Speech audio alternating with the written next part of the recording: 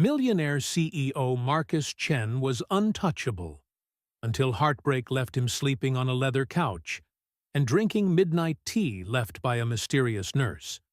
But when kindness becomes connection, what is he willing to risk? Before we get into the story, comment below where in the world you are watching from today. The morning light filtered through the floor-to-ceiling windows of Chen Medical Innovations, casting long shadows across the polished granite floors.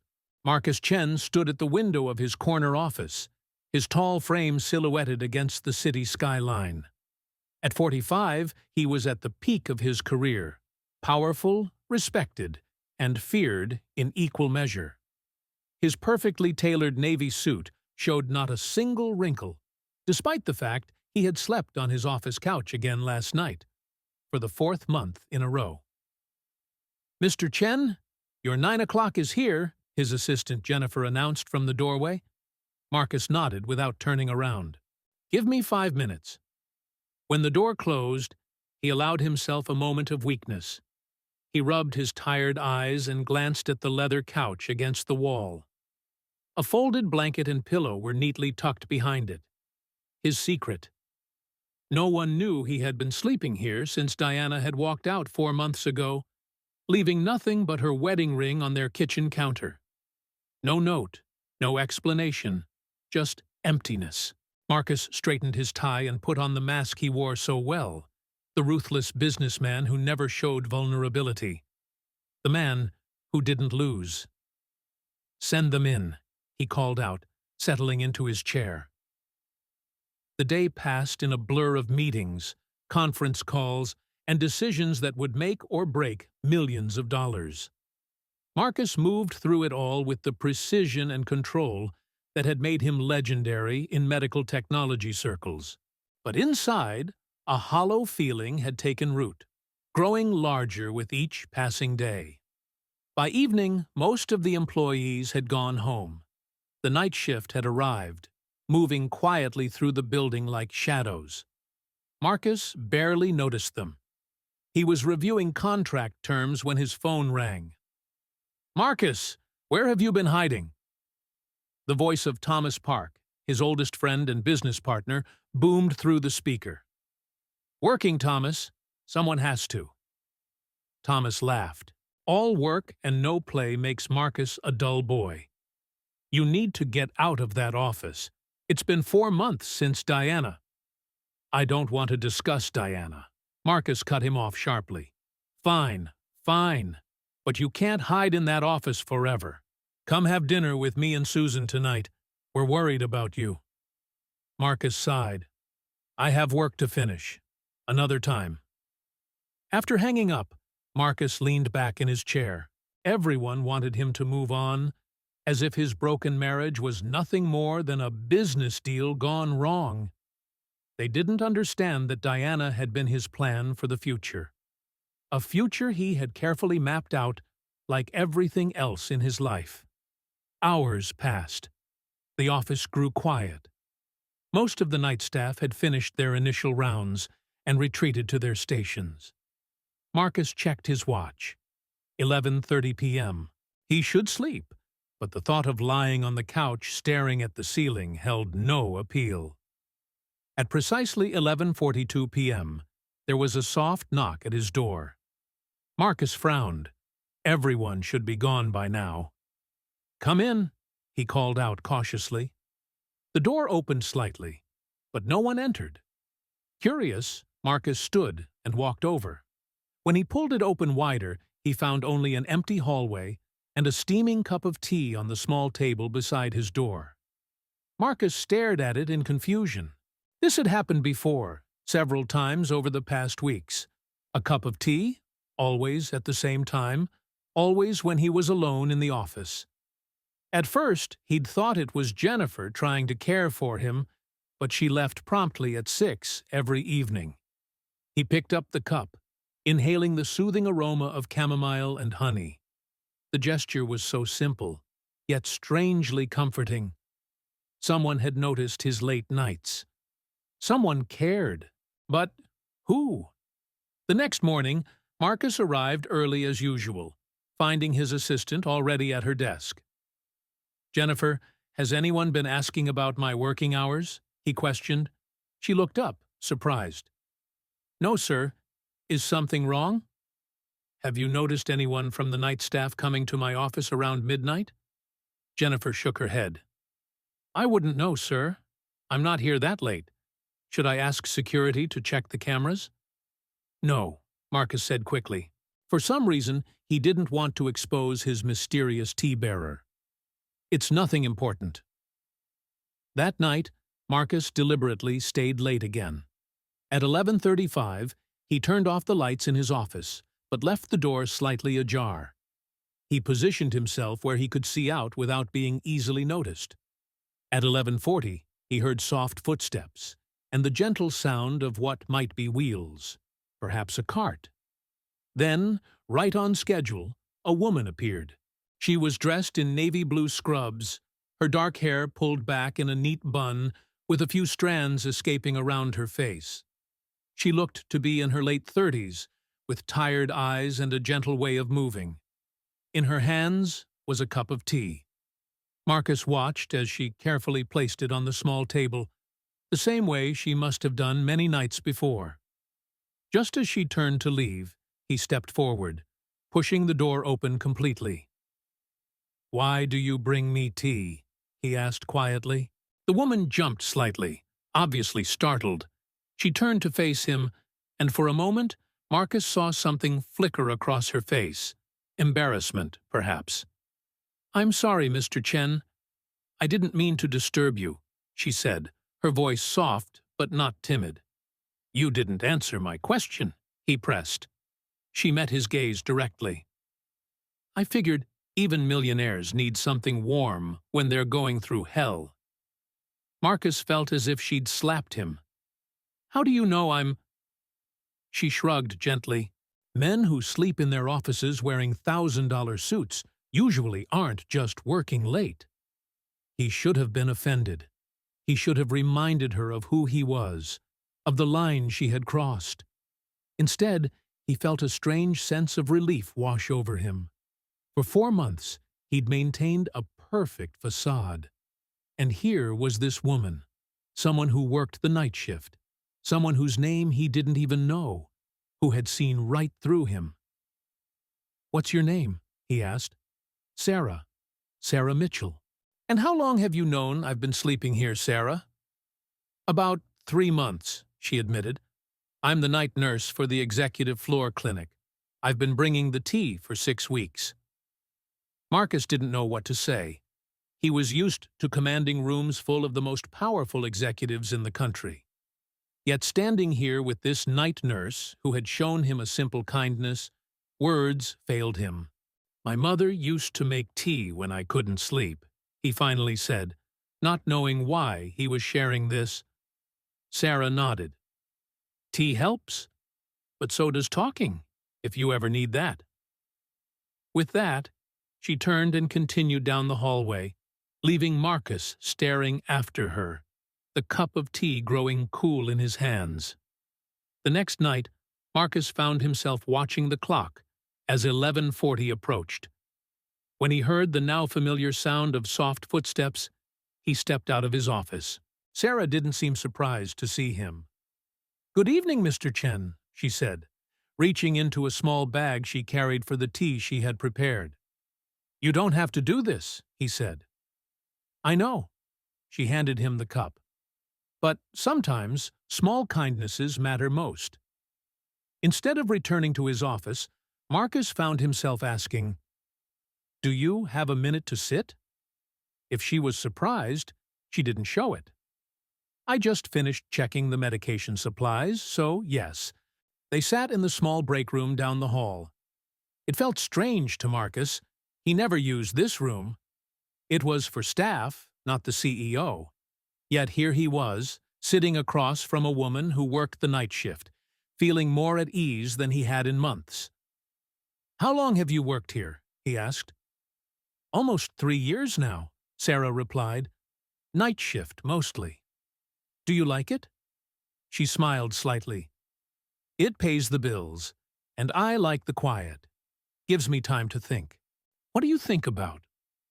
The question slipped out before he could stop it. Sarah looked at him for a long moment, as if deciding whether to give him a real answer. Life, my kids, sometimes my ex-husband. Her voice was steady, but Marcus could hear the pain beneath the words. He left 2 years ago, said being married to a nurse who worked nights wasn't what he signed up for. I'm sorry, Marcus said, meaning it. We had 15 years, Sarah said. More than some get. They sat in silence for a moment, sipping their tea. Marcus found it oddly comforting, this quiet conversation with a stranger who somehow didn't feel like a stranger at all. Your wife, Sarah said carefully. The one in the society pages with you. She left? Marcus tensed. Yes, 4 months ago. No warning. That's rough, Sarah said simply. The board doesn't know I've been staying here, Marcus admitted. They'd see it as weakness. Heartbreak isn't weakness, Mr. Chen. It's just being human. The words hung in the air between them. For years, Marcus had built his reputation on being more than human, being untouchable, undefeatable. And in the span of one evening, this woman had seen through all of it. Call me Marcus, he said. Please. Sarah nodded, a small smile touching her lips. Marcus, then. Over the next few weeks, a routine developed. Marcus would work late, and at 11:42, Sarah would arrive with tea. Sometimes they would talk for only a few minutes. Other nights, their conversations stretched longer. He learned that she had 2 teenage children, a son who loved basketball and a daughter who was applying to medical schools. She lived in a modest apartment across town, took public transportation to work, and spent her days off volunteering at a free clinic downtown. She didn't complain about her life or circumstances, though Marcus could tell things weren't easy for her. In turn, he found himself sharing things he rarely discussed with anyone. Stories about his childhood, his difficult relationship with his father who had demanded perfection in everything, the pressure he felt to always succeed. He even told her about Diana, about the confusion and hurt he still carried. She never gave me a reason, he confessed one night. Just left after 10 years together. Said she couldn't do it anymore. Oops, sometimes people leave because they're afraid of staying, Sarah said thoughtfully. Afraid of what they might have to confront about themselves if they don't run. Marcus found her perspective refreshing. She didn't flatter him or tell him what he wanted to hear like so many people in his life did. One night in late October, Marcus was in the middle of a major crisis. A deal in Singapore was falling apart, and he had been on calls all day trying to salvage it. By the time 11:42 rolled around, he was frustrated and on edge. When Sarah knocked softly, he barked, "Not now." She left without a word, and immediately Marcus regretted his tone. He hurried to the door, but she was already gone. The cup of tea sat on the small table, steam rising from it as always. The next night, he made a point to be waiting when she arrived. "I'm sorry about yesterday," he said before she could speak. Sarah shook her head. "No need to apologize. Bad days happen." "You? Still? I shouldn't have snapped at you." "True," she agreed with a small smile. "But I forgive you." They settled into their usual spots in the break room. Marcus noticed that Sarah looked tired, more so than usual. "Long day?" he asked. "My second job had me working extra hours," she explained. "The urgent care center where I work mornings was short-staffed." Marcus was surprised. "You work 2 jobs?" "Most of us do," she said simply. "One job rarely pays enough, especially with 2 kids heading to college." He felt a strange guilt wash over him. Here he was, one of the wealthiest men in the city, while the woman who had shown him such kindness worked herself to exhaustion just to get by. "I could help," he offered impulsively. "I could get you a better position here, day shift, better pay." Sarah looked at him, her expression unreadable. "Is that what you think I want from you, Marcus? A job upgrade? A handout?" "No, I didn't mean— I'm good at what I do," she said firmly. "I'm not looking for charity or favors." "That's not what I meant," Marcus backtracked, realizing he had offended her. "I know what you meant," Sarah said, her voice gentle but firm. "But this," she gestured between them, "whatever it is, it works because we're just two people talking. Not the CEO and the night nurse, just Marcus and Sarah." Marcus nodded slowly, understanding what she meant. Their late-night conversations had become a refuge, precisely because they existed outside the normal hierarchies of his world. "You're right," he admitted. "I'm sorry." As November began, Marcus realized something had changed within him. He found himself looking forward to those late-night conversations more than anything else in his day. He started reading articles she had mentioned, listening to podcasts she recommended. And for the first time in 4 months, he wasn't thinking about Diana anymore. "You seem different lately," Thomas commented during a lunch meeting. "Less intense. Are you finally getting over Diana?" Marcus shrugged. "Maybe I'm just getting perspective." "Well, whatever it is, the board has noticed. They're pleased." Thomas leaned in closer. "Though there are some rumors going around that you've been spending nights at the office. People talk, Marcus." Marcus felt a flicker of unease. "I work late sometimes. You know how it is." "Sure, but—" Thomas's phone rang, interrupting them. "Sorry, need to take this. But we'll talk more later." That night when Sarah arrived with the tea, Marcus felt a strange tension. Their easy comfort was still there, but now there was something else, an awareness that had been building between them for weeks. "You know," Sarah said as they sat together, "when I first started bringing you tea, I thought you might have me fired for overstepping." Marcus smiled. "I probably would have, a few months ago." "What changed?" He looked at her, really looked at her, at the kindness in her eyes, the strength in her posture, the quiet dignity she carried. "I did," he admitted. "You made me see things differently." "That's what happens when you talk to people outside your usual circle," Sarah said with a smile. "You get new perspectives." As the clock approached midnight, neither seemed eager to end their conversation. But finally, Sarah stood. "I should finish my rounds," she said. "Of course." Marcus stood as well.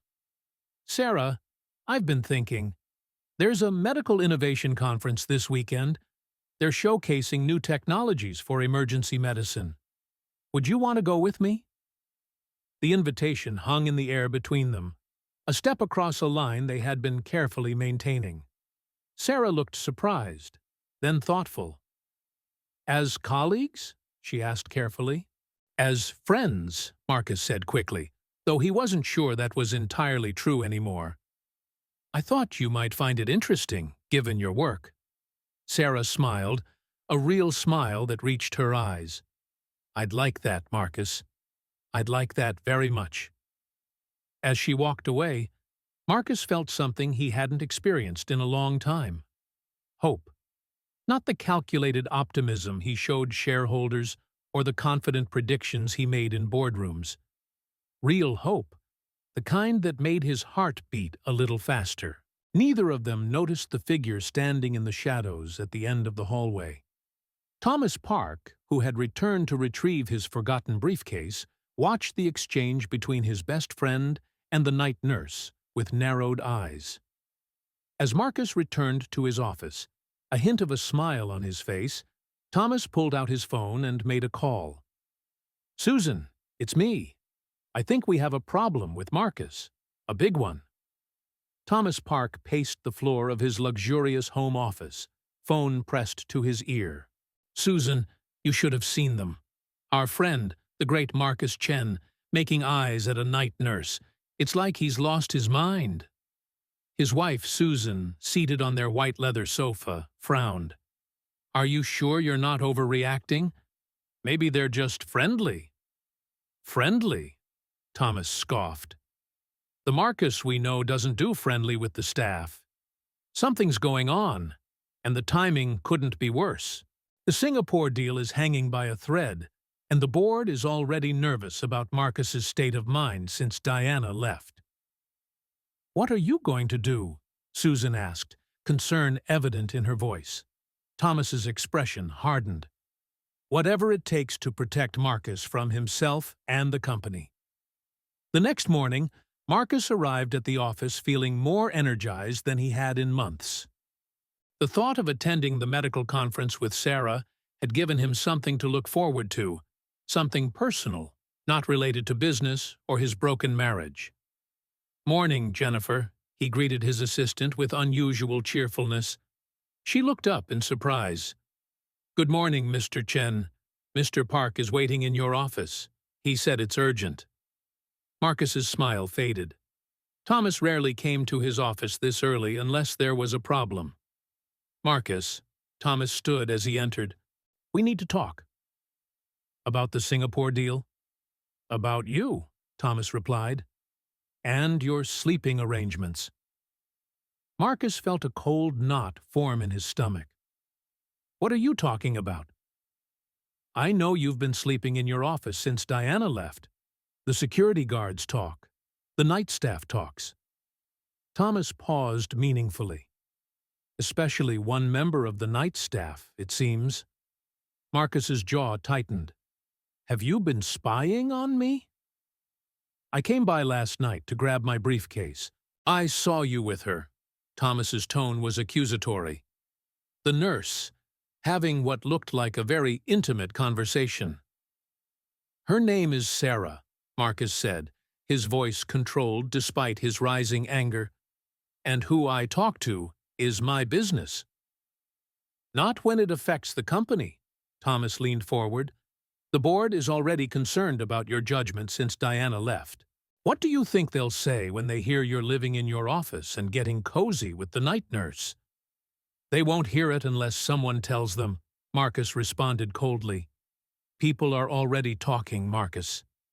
Thomas's tone softened slightly. Look, I'm not your enemy. I'm trying to protect you. The Singapore deal is worth millions. We can't afford any distractions or scandals right now. Marcus ran a hand through his hair, frustration evident. There's no scandal, Thomas. Then what is she? Thomas pressed. What is this nurse to you? Marcus paused, not sure how to explain what Sarah had become to him. She's a friend. Thomas raised an eyebrow. A friend? Do you even hear yourself? CEOs don't befriend night nurses, Marcus. It's inappropriate. It blurs the lines. It makes people question your judgment. I don't care what people think.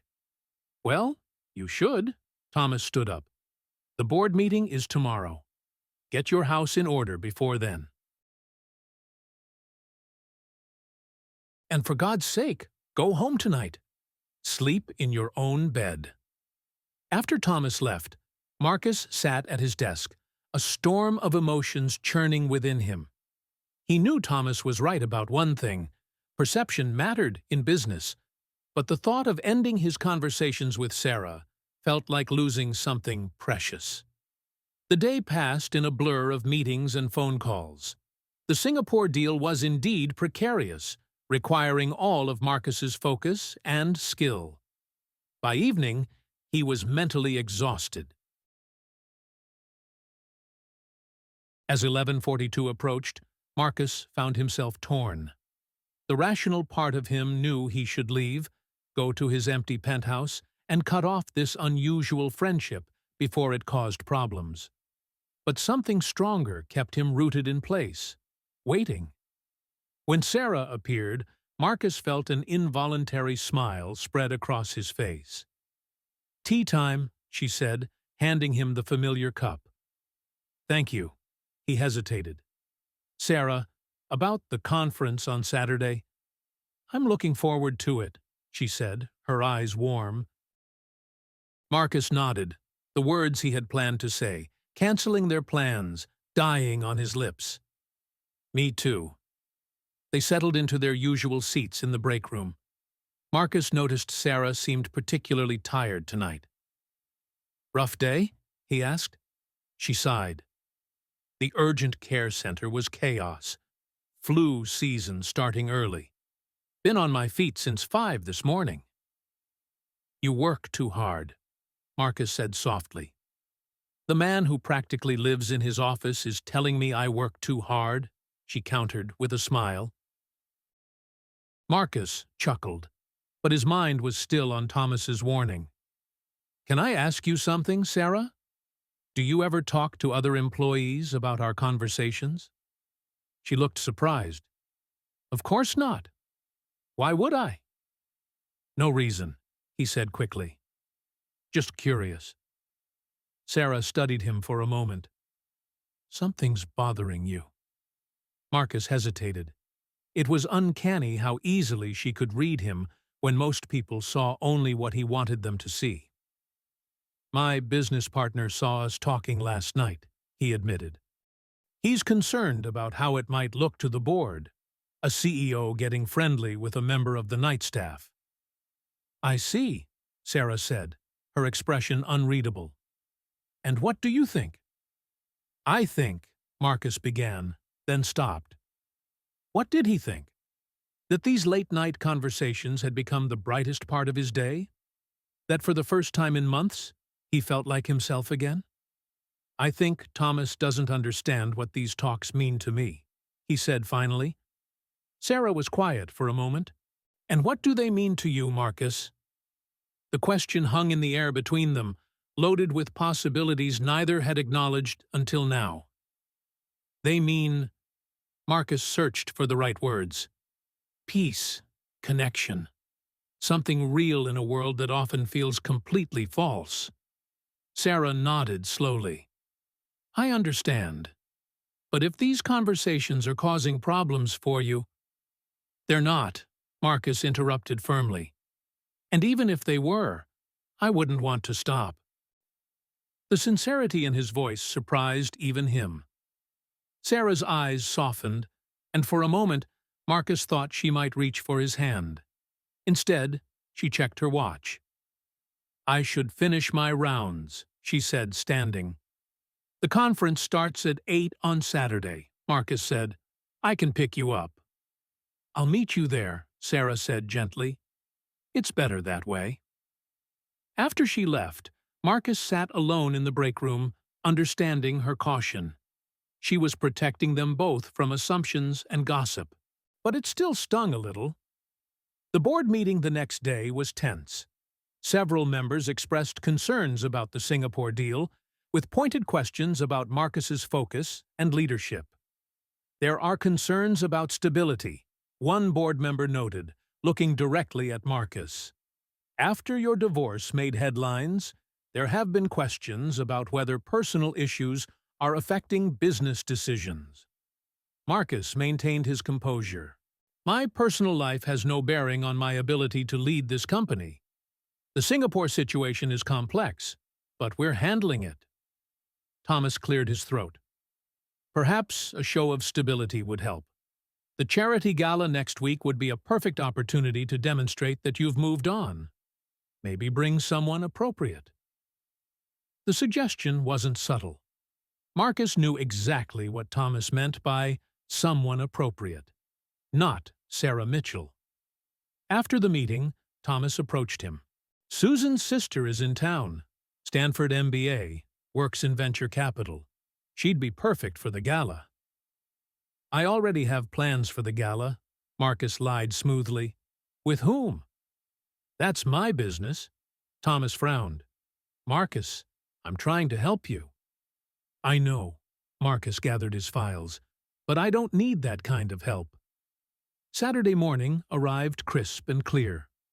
Marcus arrived at the conference center early, nervous in a way he hadn't been in years. He spotted Sarah immediately. She was standing near the registration table, wearing a simple but elegant navy dress, her hair down for once, falling in soft waves past her shoulders. "You look beautiful," he said honestly when he reached her. A faint blush colored her cheeks. "Thank you. You look less tired than usual." "I actually went home last night," Marcus admitted. "Slept in a real bed." "Progress," Sarah said with a smile. The conference was fascinating. Marcus watched Sarah absorb information about new emergency response technologies, her eyes lighting up when speakers discussed innovations that could save lives in critical moments. She asked intelligent questions during Q&A sessions, impressing several vendors with her practical insights. "You really know your stuff," Marcus said during a break. 20 years in emergency medicine teaches you a few things," Sarah replied, "though I've never seen equipment this advanced. That automated CPR device could save so many lives." "We could get one for your urgent care center," Marcus offered, without thinking. Sarah looked at him sharply. "Marcus, we talked about this. I don't want—" "Not as a favor," he said quickly. "As a donation to the center. They accept donations, don't they?" Sarah considered this. "That's different, I suppose, but those devices cost tens of thousands of dollars. Money I have. What I don't have enough of is the chance to actually help save lives." Marcus met her eyes. "Let me do this. Not for you, but because it's right." Sarah was quiet for a moment, then nodded. The center would be grateful. And the patients, it could make a real difference. They had lunch at a small cafe near the conference center, conversation flowing easily from medical innovations to personal stories. Sarah told him about her daughter, Emma, who had just gotten an interview at Johns Hopkins Medical School. "She's brilliant," Sarah said with obvious pride. "Wants to go into pediatric surgery. I don't know how we'll afford it, but we'll figure it out." "There are scholarships," Marcus offered carefully, not wanting to overstep again. "She's applied to dozens. We're hoping." After lunch, they walked through a nearby park, the conference forgotten for the moment. The afternoon sun was warm, and Marcus felt more relaxed than he had in months. "Can I ask you something?" Sarah said suddenly. "Why did your marriage really end?" Marcus was quiet for a long moment. I think I forgot how to be a person instead of a title." Diana married Marcus Chen, the man. But somewhere along the way, I became only Marcus Chen, the CEO. Every conversation was about work. Every decision was about the company. She told me once that she felt like a corporate asset rather than a wife. That must have hurt. It did, but she was right. I had turned our marriage into another business arrangement, scheduled date nights like board meetings, bought expensive gifts instead of giving time. He looked at Sarah. "I promised myself I wouldn't make that mistake again." "Is that why you're still sleeping in your office?" Sarah asked gently. "Punishing yourself?" "Maybe. Or maybe I just don't know how to be alone in a real home anymore." Sarah stopped walking and turned to face him. "You're not alone, Marcus. Not anymore." The words hung between them, meaning more than simple companionship. Marcus felt something shift, a wall crumbling that he hadn't even realized he'd built. "Sarah," he began, but his phone rang, shattering the moment. It was Jennifer, his assistant. "Mr. Chen, I'm sorry to bother you on the weekend, but there's an emergency. The Singapore deal. They're threatening to pull out completely. Mr. Park is calling an emergency meeting in an hour." Marcus closed his eyes, feeling the familiar pull of crisis and obligation. "I'll be there." He looked at Sarah apologetically. "I have to go. The Singapore deal—" "Go," she said, though he saw disappointment flash in her eyes. "It's important." "So is this. So are you." Sarah smiled, but it didn't quite reach her eyes. "The company needs you, Marcus. Go." He wanted to stay, to prove that she mattered more than any deal. But millions of dollars and hundreds of jobs were at stake. He couldn't just walk away. "I'll call you later," he promised. "Sure," Sarah said, already stepping back, already rebuilding the professional distance between them. The emergency meeting lasted 6 hours. They managed to salvage the Singapore deal, but barely. By the time Marcus left the office, it was past 10. He tried calling Sarah, but she didn't answer. He sent a text apologizing, explaining, but received no response. Sunday passed with no word from her. Monday night, Marcus waited in the break room at 11:42, but Sarah didn't come. The tea appeared outside his door, but she was gone before he could open it. This pattern continued for a week. Tea appeared, but Sarah remained invisible. Finally, on Friday night, Marcus waited in the hallway, determined to intercept her. She appeared at 11:40, carrying the familiar cup. When she saw him, she stopped. "We need to talk," Marcus said. "Do we?" Sarah's voice was carefully neutral. "I'm sorry about Saturday, about having to leave." "You don't need to apologize. You had responsibilities." "But I hurt you." Sarah sighed. "You reminded me of reality, Marcus. We live in different worlds. When yours calls, you have to answer. That's how it is." "It doesn't have to be." "Doesn't it?" Sarah set down the tea. "Marcus, what are we doing? What is this?" "I don't know," he admitted. "But I know I miss talking to you. I miss you." Sarah's professional mask cracked slightly. "I miss you too. But missing someone and building something real with them are different things. Then, let's build something real." "How?" "You're a millionaire CEO. I'm a night nurse with 2 kids and 2 jobs.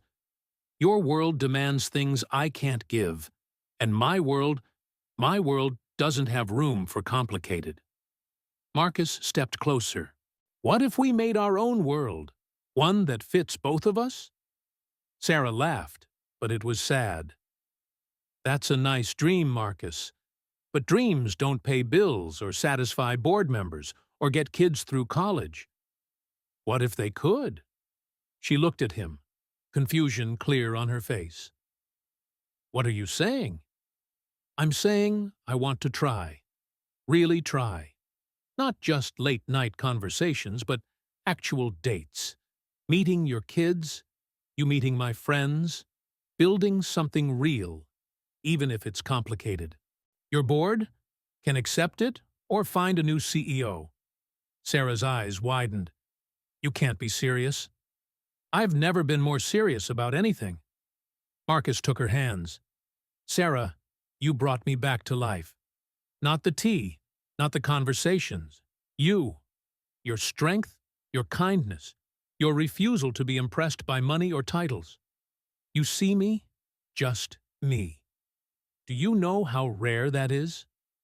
"Marcus," Sarah's voice was barely a whisper, "I know it won't be easy. I know people will talk, judge, make assumptions. But I also know that what we have is worth fighting for. At least, it is to me." Sarah was quiet for a long moment, searching his face. Finally she spoke. "My kids come first, always. Of course. And I won't quit my jobs or accept financial help. I need my independence." "I understand. And we go slow. Really slow.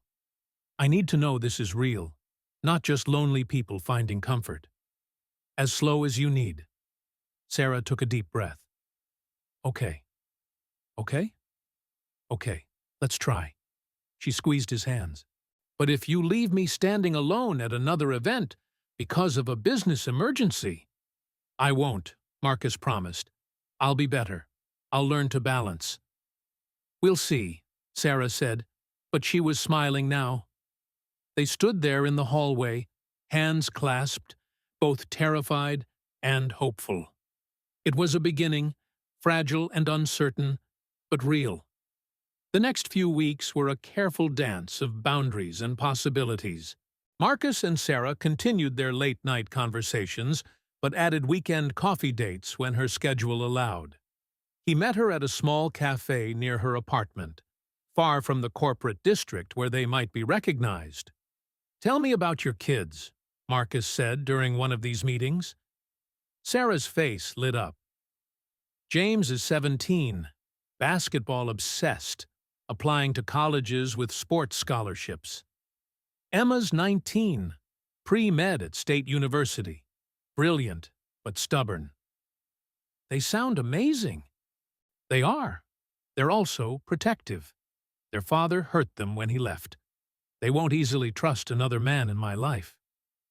Then I'll earn their trust, however long it takes." Sarah studied him. "You really mean that?" "I really do." The charity gala loomed. Thomas continued pushing his sister-in-law as Marcus's date, growing increasingly frustrated with Marcus's refusals. "You're being stubborn," Thomas said during a partnership meeting. "Showing up alone again will only fuel more gossip." "Then I won't go alone." Thomas's face darkened. "Please tell me you're not thinking of bringing the nurse." "Her name is Sarah, and yes, I'm bringing her." "Marcus, this is career suicide. The board, the investors, they'll never accept this." "Then they'll have to decide what matters more, my personal life or my professional performance." "You're making a mistake." "Maybe, but it's my mistake to make." The night of the gala, Marcus picked Sarah up at her apartment. She answered the door in an elegant black dress that was simply cut but perfectly fitted. Her hair was styled in an elegant updo, and she wore minimal jewelry, just small pearl earrings and a thin silver necklace. "You look stunning," Marcus said sincerely. "I borrowed the dress from a friend," Sarah admitted. "I was terrified I'd look out of place." "You look perfect." The gala was held at the city's most exclusive hotel. As they entered the ballroom, Marcus felt the shift in atmosphere immediately. Heads turned, whispers started, eyebrows raised. He kept his hand firmly on Sarah's back, refusing to show any discomfort. "Marcus, there you are." An older woman approached, Mrs. Pemberton, one of the board members' wives. Her eyes assessed Sarah with barely concealed curiosity. "And who is this?" "This is Sarah Mitchell," Marcus said smoothly. "Sarah, Mrs. Pemberton is on the hospital's board of directors." "How lovely," Mrs. Pemberton said, her tone suggesting otherwise. "And what do you do, dear?" "I'm a nurse," Sarah replied simply, meeting the woman's gaze steadily. "How interesting." Mrs. Pemberton's smile was razor-sharp. "Marcus does like to surprise us." Throughout the evening they faced similar encounters. Some people were openly dismissive, others patronizingly polite. Sarah handled it all with quiet dignity, never rising to bait, never shrinking from judgment. During dinner, they were seated at a table with several board members and their spouses. The conversation was strained, full of veiled references to appropriate matches and maintaining standards. Finally, Walter Harrison, the board chairman, addressed Sarah directly. "Ms. Mitchell, this must be quite different from your usual evening." "Yes," Sarah agreed. "I'm usually saving lives at this hour, not eating overpriced salmon." A shocked silence fell over the table. Then Walter laughed. A genuine, surprised laugh. "Fair point. Tell me about your work." Sarah spoke passionately about emergency medicine, about the challenges of providing care with limited resources, about the lives lost to preventable conditions. Her intelligence and dedication were evident, and Marcus watched several people reassess their initial judgments. "You're quite remarkable," Walter said finally. "Marcus, you continue to surprise us. During a break in the program, Marcus and Sarah stepped onto the terrace for air. The city lights sparkled below them. "You're amazing," Marcus said. "The way you handled everyone in there." "They're not all bad," Sarah interrupted. "They're just protecting their world, their way of life. I understand that." "You're more generous than I would be." "No, I'm just realistic. Marcus, those people in there, they're your world, your board, your peers. If we do this, really do this, you'll face this opposition constantly." "I don't care. You say that now. I'll say it tomorrow too, and the day after." Marcus turned to face her. "Sarah, I spent 10 years in a marriage that looked perfect from the outside but was empty inside. I won't make that mistake again." Before Sarah could respond, Thomas appeared on the terrace. "Marcus, we need to talk. Now. Alone. Whatever you need to say, you can say in front of Sarah." Thomas's jaw clenched. "Fine. The board is meeting Monday, emergency session. They're discussing your leadership, your judgment. This," he gestured between Marcus and Sarah, "is the last straw for some of them." "Let them meet," Marcus said calmly. "You could lose everything. Or I could finally gain something worth having."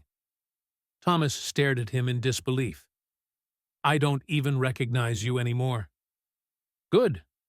I didn't much like who I was before." After Thomas stormed off, Sarah touched Marcus's arm. "I don't want to be the reason you lose your company." "You're not. You're the reason I'm remembering what actually matters." They returned to the gala, finishing the evening with their heads high. As they danced to the final song of the night, Sarah rested her head on Marcus's shoulder. "Thank you," she whispered. "For what?" "For not being ashamed of me." Marcus pulled back to look at her. "Ashamed? Sarah, I'm proud to be with you. You're the strongest, kindest, most genuine person in this room. You're biased. Completely? Doesn't make it less true." Monday's board meeting was brutal. Several members questioned Marcus's judgment, his priorities, his fitness to lead. They cited the gossip, the potential impact on investor confidence, the inappropriate nature of his relationship with staff. Marcus listened to it all, then stood. "You're right," he said, surprising everyone. "My relationship with Sarah Mitchell is unconventional. It doesn't fit the pattern you expect. But let's look at facts. Since I met Sarah, our Singapore deal closed successfully. We've launched 2 new product lines. Our stock is up 12%. My personal life, unconventional or not, hasn't impaired my professional performance. It's enhanced it." "That's debatable," one member argued. "Is it? I'm no longer sleeping in my office. I'm taking better care of myself. I'm thinking more clearly, making better decisions.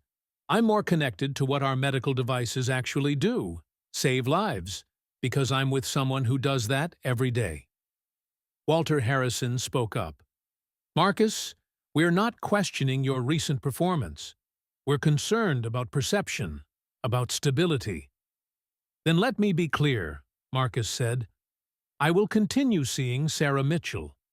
If that's unacceptable to this board, I'll tender my resignation. But I won't sacrifice personal happiness for professional appearances. Not again." The room fell silent. Marcus had built this company from nothing, had made them all wealthy. The threat of his resignation was not one they could take lightly. "Perhaps we're being hasty," Walter said finally.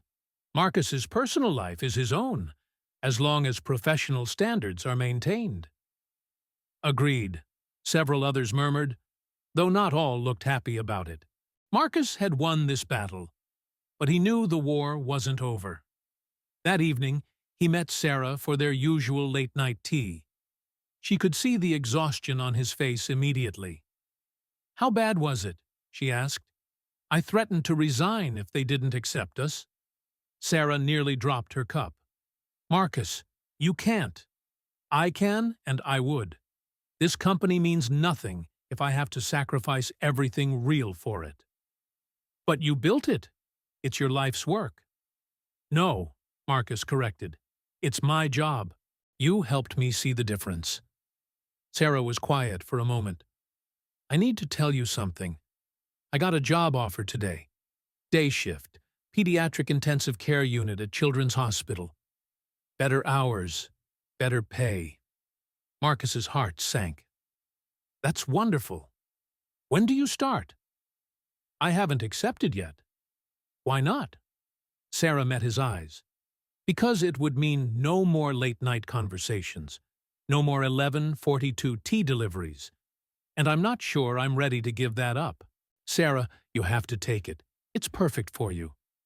But what about us, our routine? Marcus took her hands. We'll make a new routine. Dinner dates, weekend mornings, normal couple things. We're not exactly normal. No, Marcus agreed. We're better. Sarah smiled, that genuine smile that transformed her tired features. You really want to do this? Build something real despite everything against us? I've never wanted anything more. Then I'll take the job, and we'll figure out the rest. Over the next month, they slowly integrated their lives. Sarah started her new position, thriving in the pediatric unit. Marcus adjusted his schedule to have dinner with her at least 3 nights a week. He met her children, tentatively at first, both James and Emma suspicious of his intentions. You're that rich guy Mom talks about, James said bluntly during their first meeting. I suppose I am, Marcus replied, though I prefer Marcus. What do you want with our mom? Emma asked, equally direct. To make her happy, to be part of her life, if she'll let me. She's been hurt before, James warned. I know. I have been too. That's how we understand each other. It took time, multiple dinners, basketball games where Marcus cheered for James, study sessions where he helped Emma with her medical school applications. Slowly, the walls came down. He's not Dad, Emma told Sarah one evening when she thought Marcus couldn't hear. He actually shows up. Yeah, James agreed, and he doesn't make everything about him. It's weird, but good weird. The business world took longer to adjust. There were still whispers, still raised eyebrows when Marcus brought Sarah to corporate events. But there were also surprises. Other executives who confided their own unconventional relationships, board members' wives who admired Sarah's authenticity. The real test came in May. Diana returned to the city, now engaged to a senator's son. She requested a meeting with Marcus to discuss some remaining financial matters from their divorce. Marcus brought Sarah. Diana's surprise was evident when they walked into the restaurant together. This is Sarah, Marcus said simply. Sarah, my ex-wife, Diana. The two women studied each other. Diana, polished and perfect in designer clothes. Sarah, understated but confident in her simple elegance. I've heard about you, Diana said carefully. The nurse who saved Marcus from his office.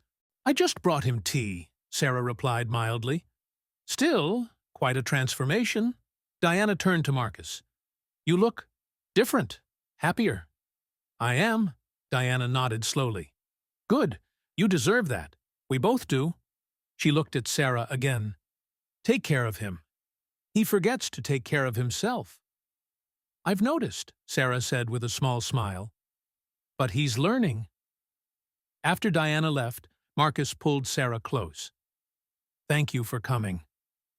She's beautiful, Sarah observed. She's empty, Marcus replied. Beautiful, but empty. You're real. Is that enough? It's everything. Summer brought unexpected joy. Emma got accepted to Johns Hopkins with a partial scholarship.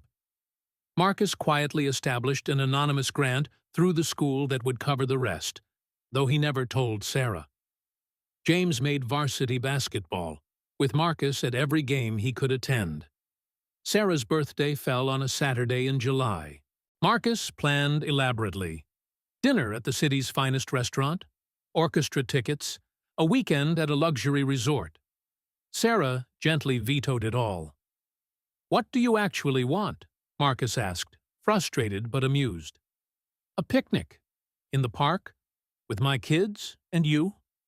Maybe some of that tea you finally learned to make properly." So that's what they did. A simple picnic with homemade sandwiches and Marcus's attempted chocolate cake that was lopsided but made with love. James and Emma actually laughed at Marcus's terrible jokes. Sarah smiled more than he'd ever seen. "This is perfect," she told him as they watched the sunset. "It's just a picnic." "No," Sarah corrected. "It's my family. All of it. Together." The word family hung in the air, meaning everything. That evening, after the kids had gone home, Marcus and Sarah walked through the park hand in hand.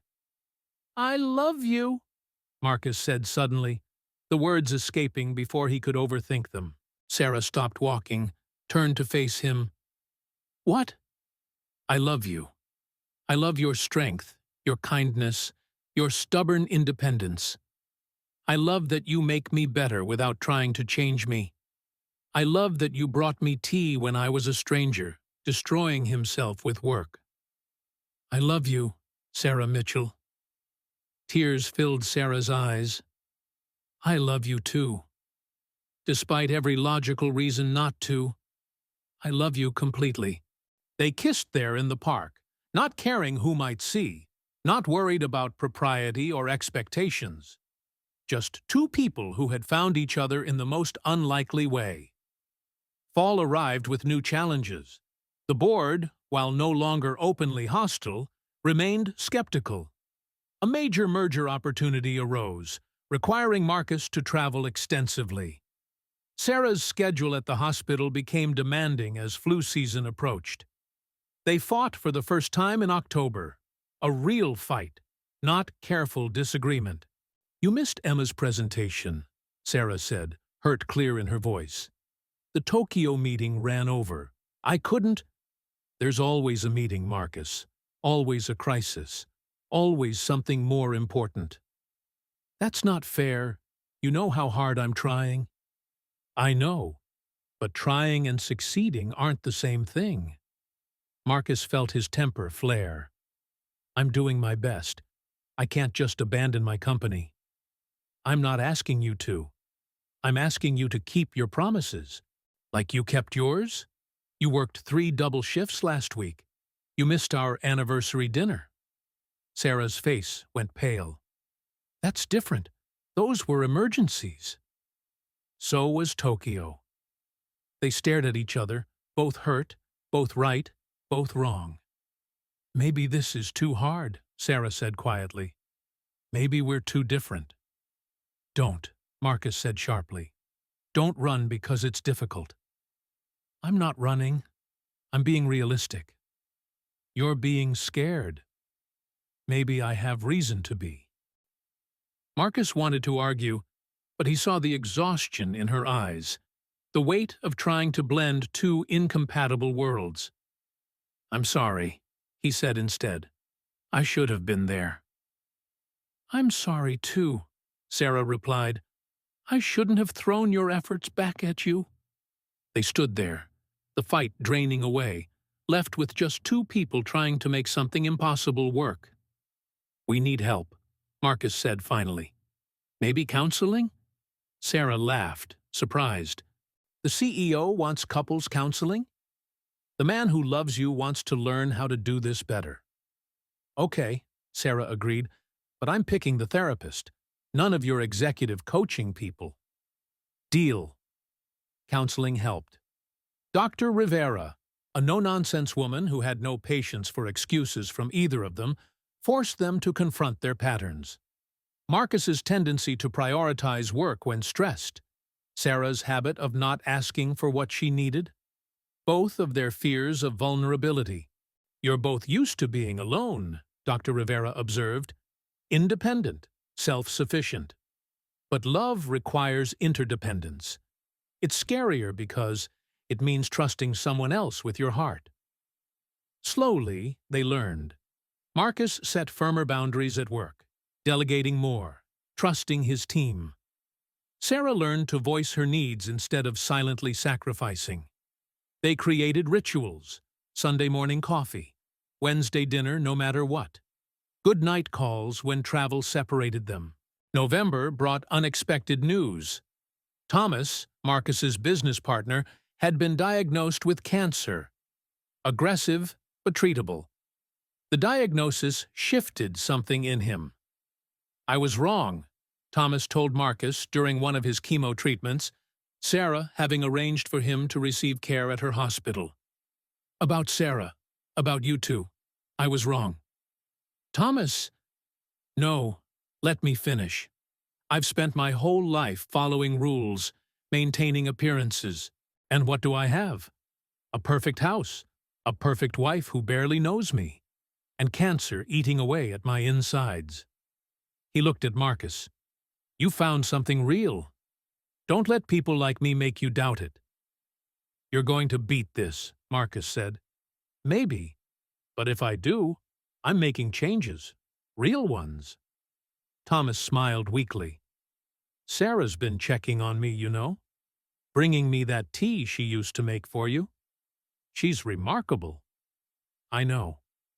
Don't mess it up." "I'm trying not to." December arrived with a decision. Marcus found Sarah in the hospital break room during her lunch shift, something he rarely did to respect her professional space. "What's wrong?" she asked immediately, seeing his expression. "Nothing's wrong." Marcus sat beside her. "I've been thinking about something. About us. About the future." Sarah's expression grew cautious. "Okay." Marcus pulled out a key. "I bought a house. Not a penthouse, not a mansion. A house. With a garden you could plant, bedrooms for when James and Emma visit, a kitchen big enough for real family dinners." Sarah stared at the key. "Marcus, move in with me. Not into my world or your world, but into our world. One we build together. The kids have their own rooms already decorated. Emma helped me pick the colors. James chose the basketball hoop for the driveway. You involved my kids? They're not just your kids anymore. They're part of my family. If you'll let them be." Urbrit, Sarah's hands trembled as she took the key. "This is a big step." "The biggest," Marcus agreed. "But I'm ready if you are." "What about work? The board? The gossip?" "Still there, always will be. But I'd rather face it with you than be acceptable without you." Sarah was quiet for a long moment, turning the key over in her hands. "I work weird hours." "So do I." "I'm set in my ways." "So am I." "My kids will always come first." "As they should." Sarah looked at him, tears streaming down her face. "Yes. Yes. Yes, I'll move in with you. Yes, I'll build a life with you. Yes, to all of it." Marcus kissed her there in the hospital break room, not caring about the staff members who politely looked away, not thinking about propriety or professionalism, just celebrating a future that once seemed impossible. They moved in January, during a snowstorm that made everything twice as difficult. Marcus hired movers, but Sarah insisted on packing her own things, on being part of every decision about their shared space. "This is our home," she said firmly. "Not your house that I live in. Ours." So they painted walls together, argued about furniture placement, compromised on everything from shower curtains to coffee makers. Emma claimed the attic room as her space for when she was home from school. James took the basement room, perfect for a teenage boy's need for privacy. The first family dinner was chaotic. Marcus burned the roast. Sarah forgot the salad dressing. James spilled soda on the new carpet. Emma's boyfriend, invited at the last minute, was clearly terrified of Marcus. It was perfect. "This is what I missed," Marcus said that night as they cleaned up. "The mess, the chaos, the imperfection. Diana and I never had this." "It's not always pretty," Sarah warned. "Pretty is overrated. Real is better." Spring brought growth in unexpected ways. Marcus's company launched a new line of pediatric medical devices, inspired by Sarah's work at the Children's Hospital.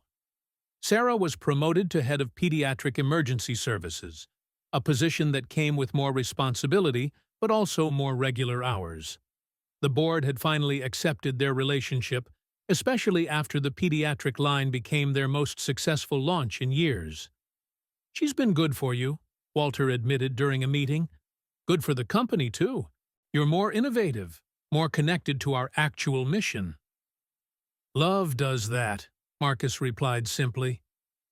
"I wouldn't know," Walter said with a rueful smile. "My marriage has been a business arrangement for 30 years. It's never too late to change that." Perhaps not.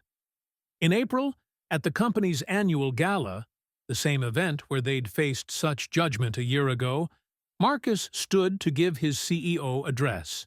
But first, he had something else to say. "A year ago, many of you met Sarah Mitchell for the first time. There was skepticism, judgment, even some hostility. But Sarah taught me something vital: that success without connection is just well-dressed emptiness. That real strength comes from vulnerability. That love doesn't follow conventional paths." He looked at Sarah, sitting at the head table, wearing the same simple black dress from last year, but radiating confidence now. "Sarah," he continued, "you saved me from a life half-lived. You brought me tea when I was broken, gave me hope when I was lost, and loved me when I barely loved myself." Marcus walked to her table, pulled out a small velvet box, and dropped to one knee. The room gasped collectively. "Sarah Mitchell, will you marry me? Not because it makes sense, not because it's expected, but because I can't imagine a life without your late-night wisdom, your morning stubbornness, your endless compassion. Will you be my wife?" Sarah's hands flew to her mouth. Tears streamed down her face. The room held its breath. "Yes," she whispered, then louder. "Yes, Marcus, yes." The room erupted in applause, genuine this time, not polite society clapping. Even the skeptics couldn't deny the real emotion between them. Marcus slipped the ring on her finger. Not a massive diamond like Diana's had been, but a vintage sapphire surrounded by small diamonds, unique and elegant like Sarah herself. "I love you," he said, helping her to her feet. "I love you too," she replied, "even if you did just propose in front of 500 people." "Too public?" "Perfect," she corrected. "Perfectly you, perfectly us." They married in September, in the garden of their home. Not a society wedding, but a gathering of people who truly mattered. Sarah's children stood as her attendants. Thomas, cancer-free and with a new appreciation for life, served as Marcus's best man. Dr. Rivera officiated, having gotten ordained online specifically for the occasion. "I've watched these two learn to love," she said during the ceremony. "Not the easy love of fairy tales, but the difficult daily choice to show up for each other. To bridge different worlds. To be vulnerable, despite the risk." Marcus's vows were simple. "You brought me tea and changed my life. I promise to bring you coffee every morning for the rest of ours." Sarah's were equally direct. "You saw me when I was invisible. I promise to see you, truly see you, every day, no matter how busy life gets." Emma read a poem about second chances. James, trying not to cry, welcomed Marcus officially to the family. "You're not my dad," he said, "but you're my family. And that's even better sometimes." As they danced their first dance to an old jazz standard Sarah had loved, Marcus whispered, "We did it." "Did what?" "Made it through all the doubts, the judgment, the obstacles." Sarah smiled. "We're just beginning, Mr. Chen." "Good point, Mrs. Chen." She laughed. "I'm keeping Mitchell. Dr. Sarah Mitchell sounds better than Dr. Sarah Chen." "Fair enough. I fell in love with Sarah Mitchell anyway." The reception was a mixture of Marcus's corporate world and Sarah's medical community, her family from small towns and his associates from boardrooms. But somehow, it worked. People found common ground, shared stories, discovered that divisions were smaller than connections. "You've changed everything," Thomas told Marcus during the reception. "The whole company culture is different now. More human." "Sarah's influence," Marcus replied, watching his wife laugh with her colleagues. "Your openness to it," Thomas corrected. "Not everyone would have been brave enough." "It wasn't bravery. It was necessity. I couldn't go back to being half alive." "I know the feeling," Thomas said, glancing at his own wife, with whom he'd been rebuilding their marriage since his diagnosis. "Sometimes it takes almost losing everything to realize what matters." The honeymoon was Sarah's choice. Not a luxury resort or European tour, but a medical mission to Guatemala, where they could work together, Marcus's business skills and Sarah's medical expertise combining to help establish a rural clinic. "Most romantic honeymoon ever," Sarah said, exhausted but happy after a 16-hour day. "You have strange ideas about romance," Marcus replied, but he was smiling. "Says the man who proposed at a corporate gala." "Fair point." They returned to find their blended life waiting. Board meetings and night shifts, corporate crises and medical emergencies, James's basketball games, and Emma's med school stress. It wasn't perfect. They still fought about time management, still struggled to balance two demanding careers, still faced whispers and judgment from those who couldn't understand their match. But they faced it together. One night, a year after their wedding, Marcus found himself unable to sleep. He went to the kitchen, planning to make tea, a skill Sarah had thoroughly taught him. He found her already there, cup in hand. "Couldn't sleep either?" he asked. "Just thinking." "About?" "About how I almost didn't leave that first cup of tea. How I thought it was overstepping, inappropriate. How different life would be if I'd listened to that voice." Marcus sat beside her, taking her hand. "But you didn't listen." "No. Something told me you needed kindness more than protocol." "You were right." They sat in comfortable silence, drinking tea in their kitchen, in their home, in their life built against all odds. "No regrets?" Sarah asked. "None," Marcus replied immediately. "You?" "Only one." Marcus's heart skipped. "What?" "That it took us so long to find each other." He pulled her close. "We found each other exactly when we needed to, when we were ready." "The CEO and the night nurse," Sarah mused. "Still sounds like a bad romance novel." "Or a perfect love story," Marcus corrected, "depending on how you tell it." "How would you tell it?" Marcus thought for a moment. Two broken people, healing each other with tea and truth, building something real in a world of artifice, choosing love over logic. "I like that version," Sarah said, kissing him softly. "Me too," Marcus agreed. "Me too."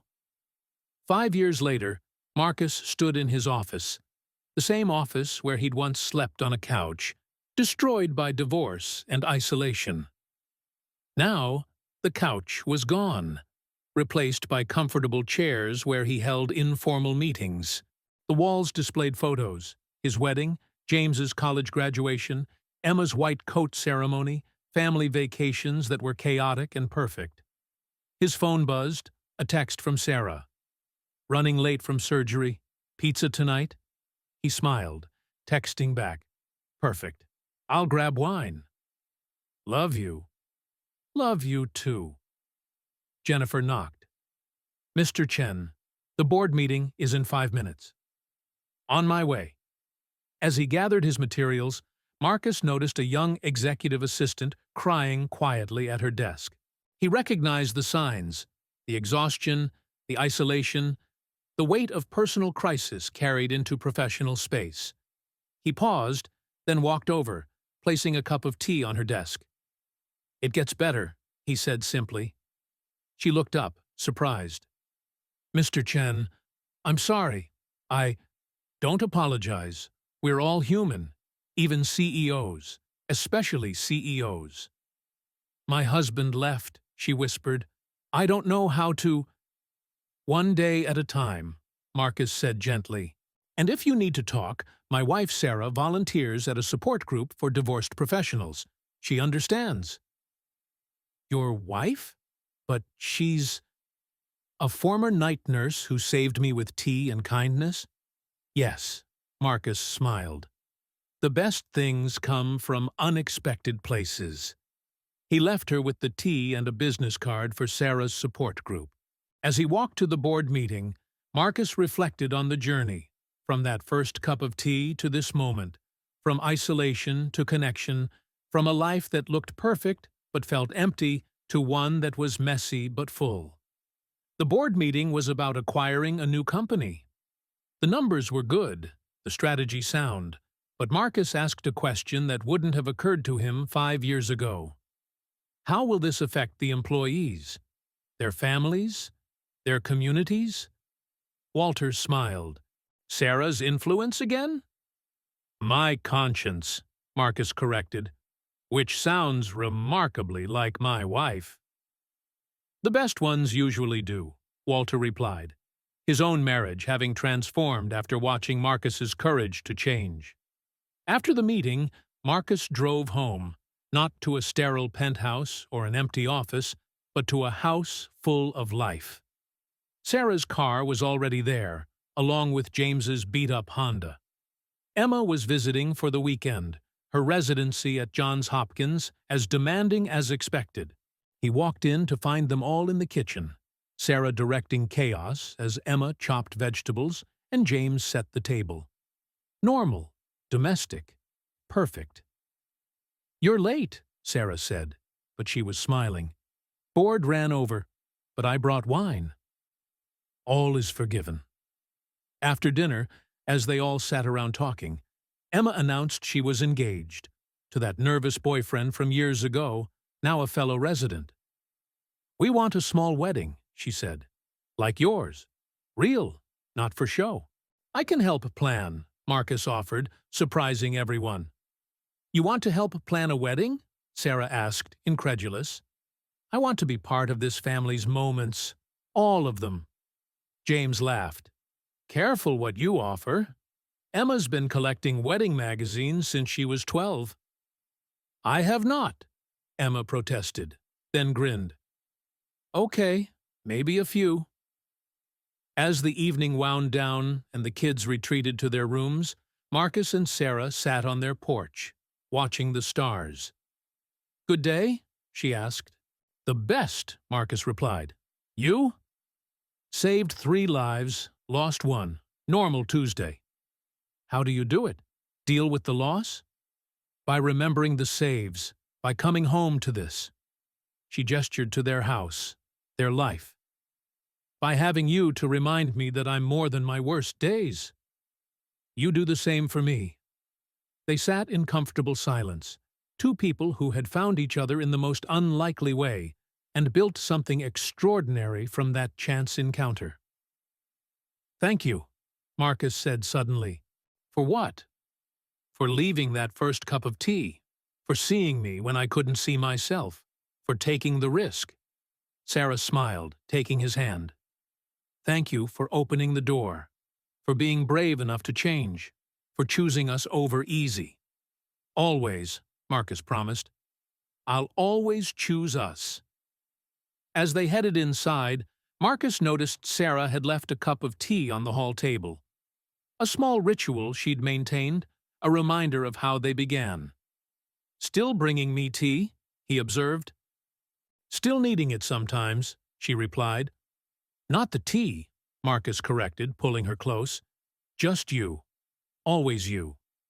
They stood there in their hallway, in their home, in their life that shouldn't have worked, but did. The millionaire CEO and the night nurse who had saved each other with kindness, patience, and the courage to love despite every logical reason not to. Outside, the world continued with its judgments and expectations. Inside, two people who had found their way to each other through loneliness and tea continued building something worth every struggle it had taken to achieve it. The love story that had begun with a simple cup of tea at 11:42 p.m.